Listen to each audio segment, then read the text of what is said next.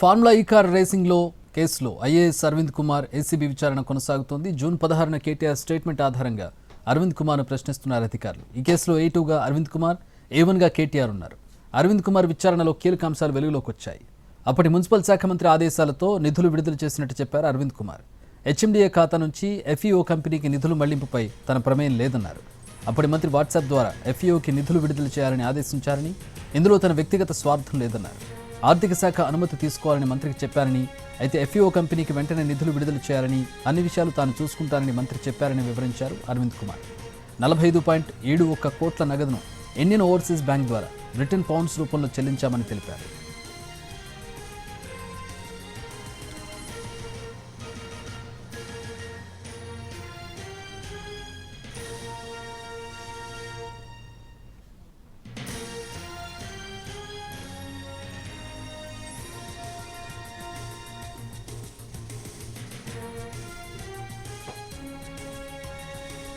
ఈ కేసులో అరవింద్ కుమార్ ఏసీబీ విచారణకు హాజరు కావడం ఇది మూడోసారి. మున్సిపల్ అడ్మినిస్ట్రేషన్ డిపార్ట్మెంట్ ప్రిన్సిపల్ సెక్రటరీగా ఉన్న సమయంలో ఫార్ములా ఈ కార్ రేసుకు నిధులు బదలాయించినట్లు ఆరోపణలున్నాయి. కేబినెట్ అనుమతి లేకుండా నిధులు బదలాయించినందుకు కేసు నమోదు చేసింది ఏసీబీ. ఈ కేసులో కేటీఆర్ను ఇప్పటికే 2 సార్లు ప్రశ్నించారు ఏసీబీ అధికారులు.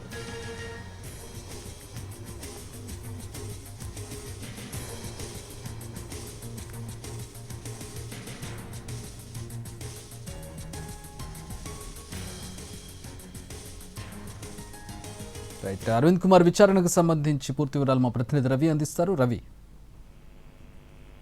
అరవింద్ కుమార్ విచారణ కొనసాగుతోంది. రీసెంట్ గా మాజీ మంత్రి కేటీఆర్ ని విచారించినటువంటి ఏసీబీ అక్కడి నుంచి స్టేట్మెంట్ రికార్డ్ చేసింది. ఆ స్టేట్మెంట్ ఆధారంగానే ప్రస్తుతం అరవింద్ కుమార్ ను ప్రశ్నిస్తున్నారు ఏసీబీ అధికారులు.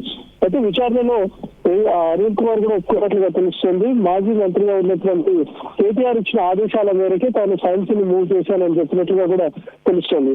HMDA ఖాతా నుంచి FEOకి నిధుల మళ్లింపులు